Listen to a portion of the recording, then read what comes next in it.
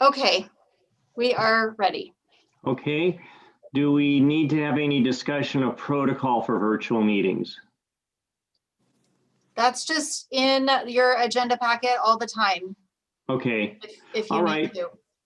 All right. So I call to order the 24th meeting in the electronic, this one being in electronic mode of the Historic Preservation Commission of the City of College Place. My name is Stanley Green. I'm chair of the commission, and I'll proceed with the roll call.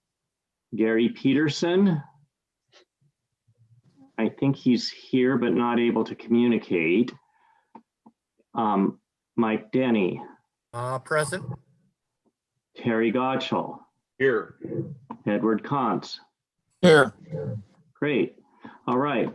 So does anyone have any reason to pull anything separate out from the consent agenda? In other words, is there any reason why you would want to change the minutes or the agenda? If not, I'll entertain a motion to approve the consent agenda. So move. Any second? Second. All those in favor? Say Aye. aye. Any opposed? All right, so the minutes from September 17 and the agenda for today are approved. Okay, do we have any public comment? There are no public comments that were received.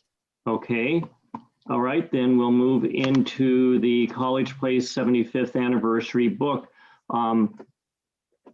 Did any of the commissioners, other than Mike, have an opportunity to review the 2 chapters which came to us earlier? I did. Okay. And Terry,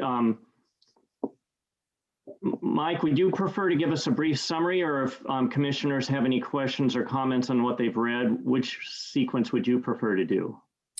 I'll just tell you where I am now. Okay. And then we can talk about what you were sent after that. Okay, great. Okay.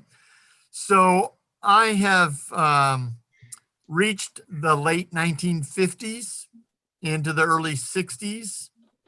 I have 4 interviews that I'll be doing this coming week with people here in College Place.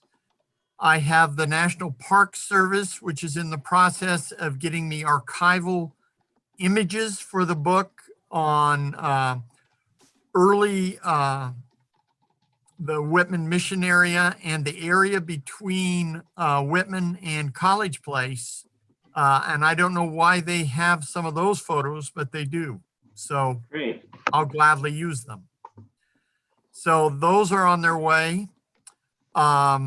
I have found some additional photos through the Whitman College archives on early College Place and some other photos of downtown College Place in the late 20s, early 30s, which show over 40 businesses along College Avenue. Wow. Unbelievable. It looks like a genuine little town. It really does. And so those I have permission to use. I've also found some photos and have taken photos of several of the individuals that I have interviewed that have been here for some time. Walt Mesky, Dennis Lapiani,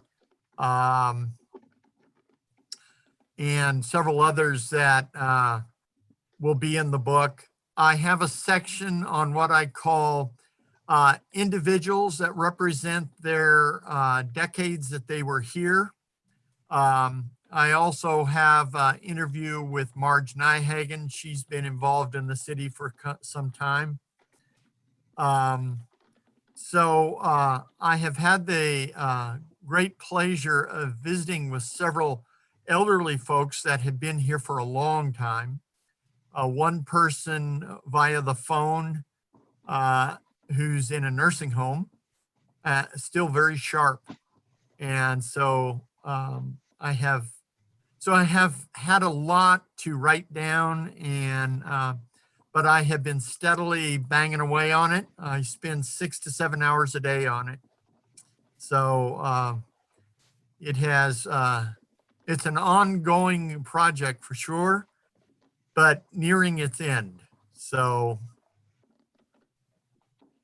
I should have the end of the draft done by probably the last day of October. I have a funeral to attend. My aunt died, and the family's going to have a funeral for her in Klamath Falls. So I will be gone on the 24th, 23rd, and 24th. So anyway, any questions? So do any of the commissioners have any questions for Mike? And thanks, Mike. That's a great summary, and we really appreciate the progress you're making and all the resources you're getting. Any questions or comments from commissioners? Sounds like it'll be an interest. Pardon me? Sounds like it will be an interesting book.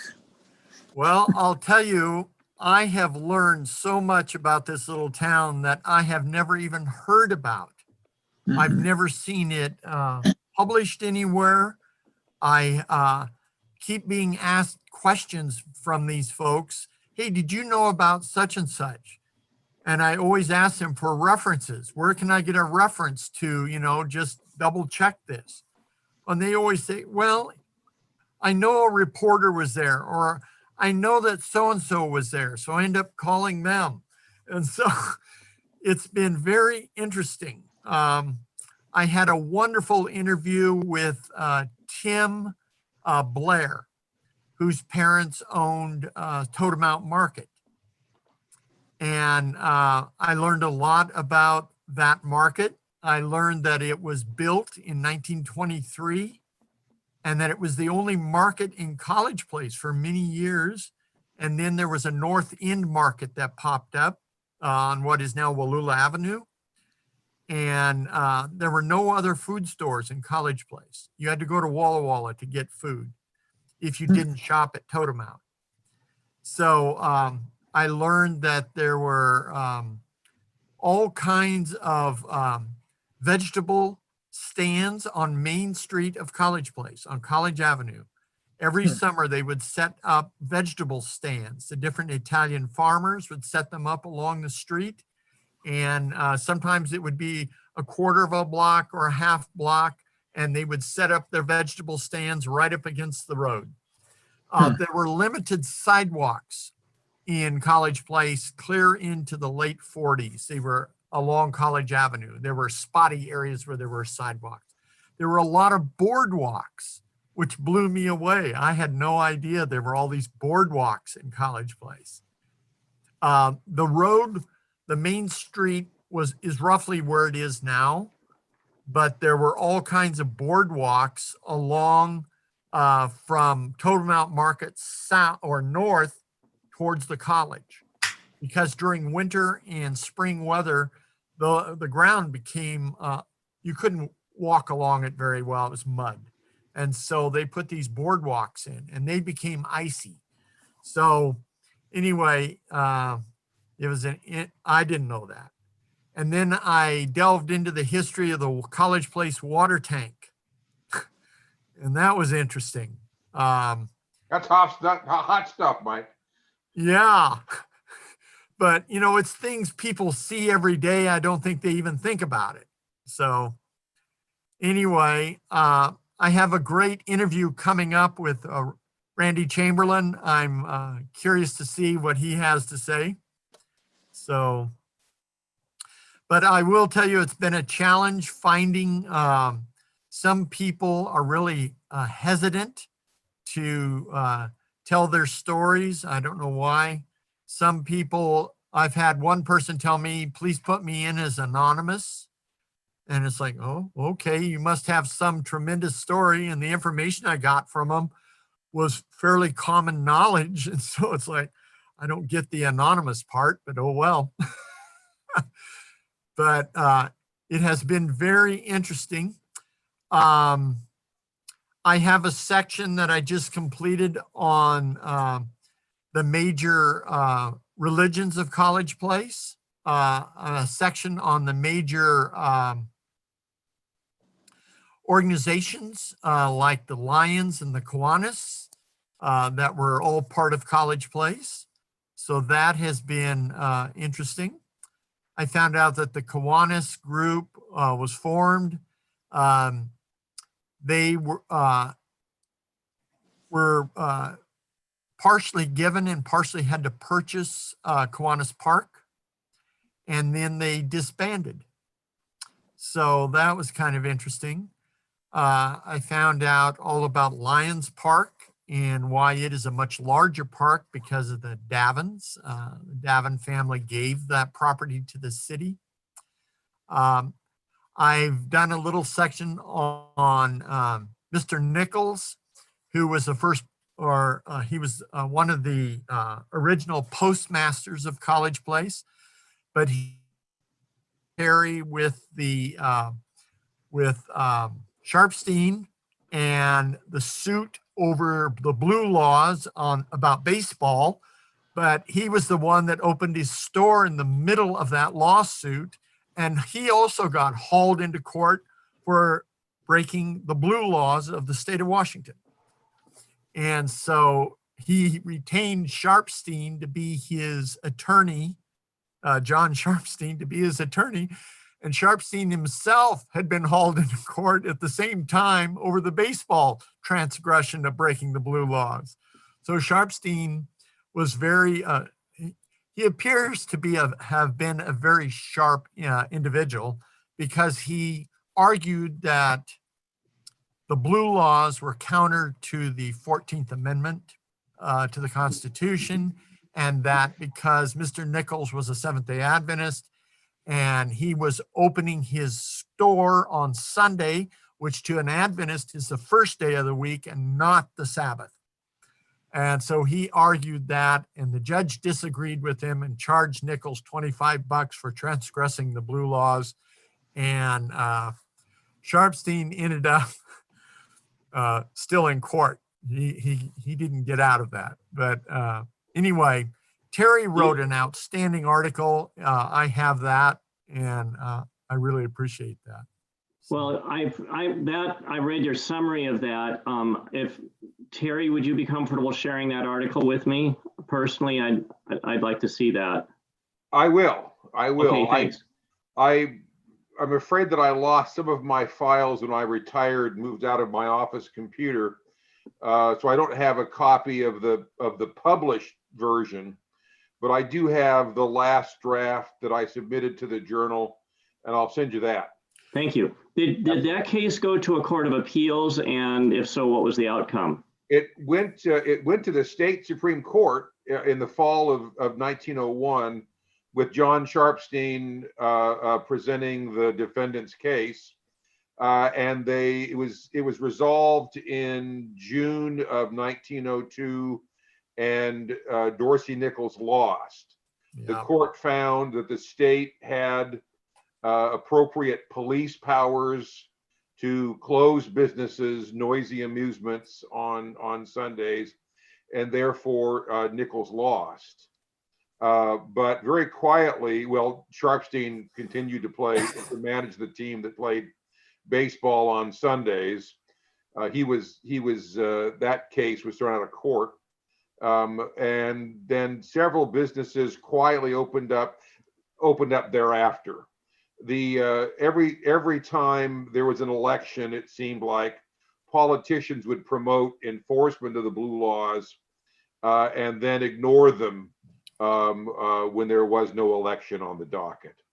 So politics involved. This case fascinates me because it raises a religious liberty issue I've wondered about for a very long time, which is if someone is keeping their store closed one day of the week, which would allegedly serve the civil purpose of the law, then to enforce it as being the day that's adhered to by a specific religion and not another would seem to me to be religious discrimination, because as you know, when the US Supreme Court upheld Sunday blue laws, they said it could only be for a civil purpose, not for a religious purpose. And yet Mr. Nichols was in fact staying closed one day of the week, as I understand. Yeah. Well, he argued as much and said Uh-huh. that the state was basically forcing him to observe a Sunday Sabbath by remaining closed after having closed on Saturday. I'll send you both the draft plus the final Supreme Court decision. I have Great, that. yeah, because that's frankly an issue that's interested me for a long time. Mike, have you had any success obtaining photographs or other documents from the Peterson Memorial Library archives? A few, yes. Great. Ms. Davies has been helpful. Great. So I've been able to get some photos. I wanted to say, Terry, that your article is online in its published form. Ah, So if you go just punch in the title of your article of your paper, it pops right up. Oh, great. this is why So- I need a teenager at home. Yeah. Figure out the So machine. it's in it. If you go to baseball blue laws, it pops right up. Wow. Cool. Yeah. And then Okay. I found out that in 1909, the state legislature increased the severity of their blue laws in the state of Washington in 1909. And it was called breaking the Sabbath laws. They didn't even call it blue laws. It was breaking the Sabbath laws. Wow. And it was much more severe and stringent than even the 1881 laws that Terry wrote about. Wow. So they didn't even And so- pretend that it was for a civil purpose. So no, and it was promoted by several different denominations in the state, but it was also promoted strongly by preachers in those denominations here in Walla Walla, who demanded that those laws be enforced. So Wow. when I read the 1909 legislative law, my goodness, but there is no mention of baseball or Sunday baseball games in the 1909 law. So Sharpstein got his point across, and they did not include sports on Sunday afternoon. Wow. So I thought that was kind of interesting. Yeah. Great. Yeah. Any other elements of summary, or any commissioners have any questions about what Mike has said, or about the two draft chapters we've looked at? I have a couple of questions, Mike. On Before College Place, the first of these two draft chapters under hints of a college. Yep. So you wrote in 1869, the first discussions began among the early Seventh-day Adventist members in the Valley about building a college. That same year, Dr. N.G. Blaylock donated to the Adventist leadership of the Valley 40 acres of land to build their college. So was it in fact 1869 when he made that offer? Well, the original offer was made, but there was no response. Okay. And he held on to that. He kept that open until they opted to receive the land. Okay. Okay. The first Adventists to come to the Valley were in 1869. Okay. If you don't mind my suggesting, I'd like to suggest that when you get to the part about the college actually opening or getting selected to go there, that maybe there you say, at that point, the Seventh-day Adventists accepted the offer, which N.G. Blaylock had kept open since. In other words, it wasn't entirely clear to me how that sequence came through. You Okay. follow what I'm saying? Yeah. And frankly, it's quite unusual for someone to leave an offer open for 20 some years. It is. So, when they accepted the offer, Blaylock was the mayor of Walla Walla. Right. And so the acceptance of the offer, as I understand, happened sometime around 1891 or 92. Is that correct? 1890. Okay. Yeah. So he kept the offer open for 20 years or more, which just is pretty mind boggling. It is. Yeah, But okay, he- great. Yeah, that's, I had no idea he'd made the offer that many years earlier. Yep. So great, okay. Then I had something in the other chapter, the one about the 20th century. Hang on while I get to my notes. Okay, so about the poor farm. Yeah. So you mention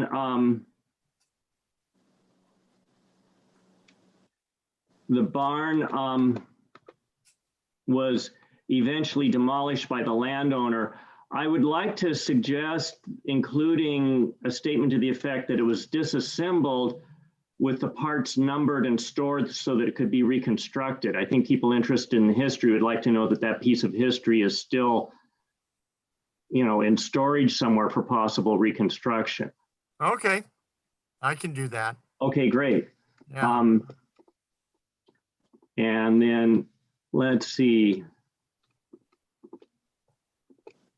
And you know that the sanitarium that was behind the poor farm is being lived in right now. Right. Yeah. Yeah. That's really interesting. Yeah. Then, so farther down in that chapter, you talk about the establishment of the Historic Preservation Commission. And then you say before the HPC could work on saving this historic house, the owner of this old structure removed the building. In that sense, in light of the fact that the barn was, quotes, removed, but in a way preserved, I would suggest using the verb demolished. In other words, there's no preservation at all of the house. Correct. If you don't All mind right. a change like that. That's not a problem. Okay, yeah, because, you got to give them some credit for having removed the barn in a way that it could in fact be reconstructed, unlike what they did with the house. Right. He seemed anxious to destroy the house as fast as he could. That's for sure, right. Yeah. Let's see, So- I'm just looking. I found somebody, a friend of mine whose mother worked at the poor farm. Wow, Yes. great. And so I'm getting a description of what that was like. Good, good.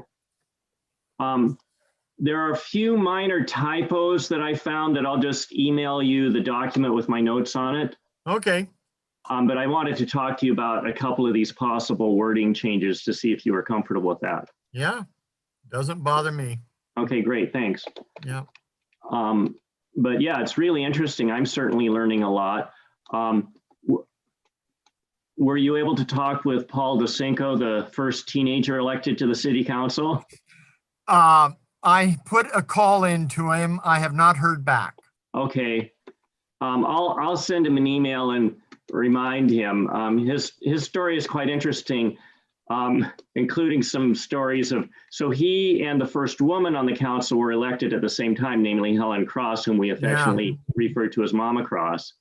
Yeah. And I don't know if there's a way to get this story in, but I love this story that he's told.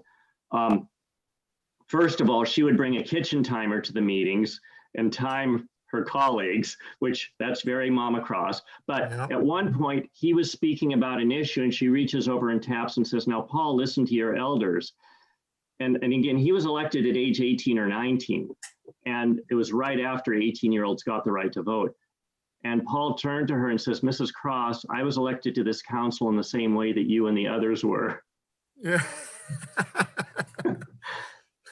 Have you found any documentary evidence or colorful stories about the mimeograph political wars of the 1960s and 70s? Different people, city council members or candidates or others. And I know Austin Morgan was involved, but I think others were. But they would circulate mimeograph sheets, often slinging mud at their political opponent or someone else.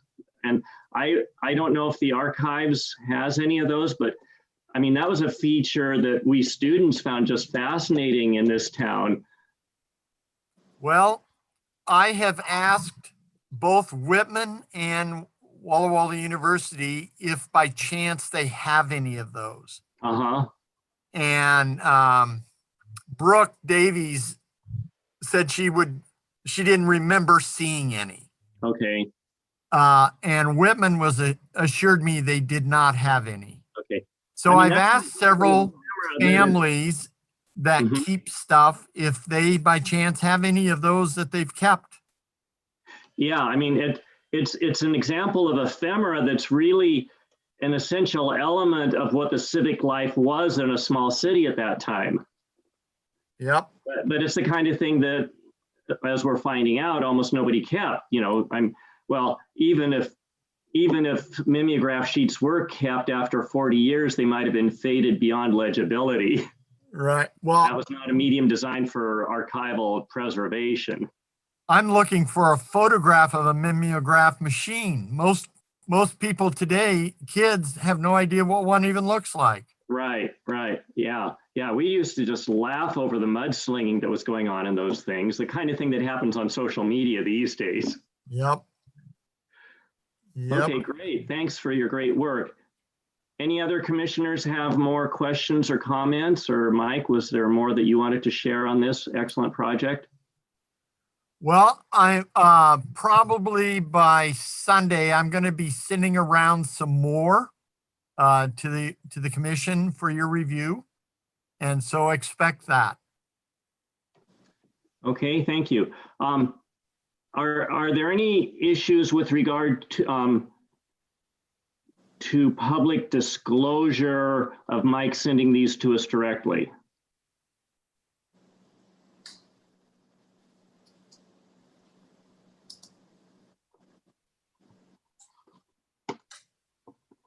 I don't know. Yeah, John or Carolyn, do you have an observation on that? Sorry, I was trying to get to, yeah. It would be best if if it's funneled, if the information is funneled and sent out through the city. Oh, is it? Yeah, Okay. All right. No problem. and we can do that. I can provide, we just need to make sure that we're not communicating, like commenting back and forth. Right. Outside of a public meeting. Without public ability to comment. Well, that's part of why I brought up the issues of the minor revisions to content that I suggested in this form. I presume there's no issue about my sending in something that's just about typographical things directly to Mike. Would that be an issue? Carolyn, you're the deputy clerk. If you're Stanley just sending it to Mike, I would think that would be okay, as long as it's not, you don't have the whole commission copied in the communication to Mike. Because Right. if you do, then that constitutes a quorum, and that's when it's a meeting is needed. Yeah, okay, So- no, I would just send this directly to Mike, and it's literally just a few minor spelling and trivial typographic stuff. Yeah, And we could wait until for stuff like that, just so we don't have a lot of communication going on. We could wait. I mean, we haven't sent any of this through to an editor. So it may not be necessary to do it at this point in time until we have a final draft. And maybe that would be a more appropriate time. Just a thought too. What would be your preference in terms of how you're pulling this together, Mike? Well, I'm going to put everything under chapter headers and send the draft in all at once. So we can certainly do it that way, whichever way works. Okay, well, if there's not any legal problem or anything like that with my sending only to Mike a few things that I've highlighted where he might want to look at spelling or little things like that, I think I'll go ahead and do that unless there's some objection to my doing that. You're Okay. fine. Okay, I was editor of the Collegian in my high school newspaper, so I can't help but get out a red pencil when I read a draft. That's why Yeah. there's drafts. Well, even when I write my own things, I am pretty heavy-handed with the red pencil afterwards. So, okay, any other comments or things you'd like to share, Mike? That's pretty much it for now. Okay, well, it's an exciting project and I really appreciate the work you're doing, Mike. Well, thank you. Okay, do we have any reports? The only thing I guess I would add is just an update on the GPR project. I'm in discussions with Western Washington University about having them come in and do the work. They have the equipment to do it and the geologists on staff. And yeah, so that's likely who we're going to be working with. Great, okay. Any other material? So DPR is something. GPR, Huh? ground, it's GPR. It's the Ground ground penetrating radar And project. that's for studying the poor farm, locating precisely where the graves are at the poor farm cemetery, correct? Yes. Yes, Thank you. all Okay, 700 of them. wow. Yeah, that'll be good to know. Okay, our next meeting is scheduled for November 19 at 4 p.m. And I'll entertain a motion to adjourn. So moved. A second? Yes. Second. Okay, all in favor, say aye. Aye. Aye. Okay, we are adjourned. Thank you, everyone. Thank you. At 4:41 p.m. Great, thank you. Thank you. Yep.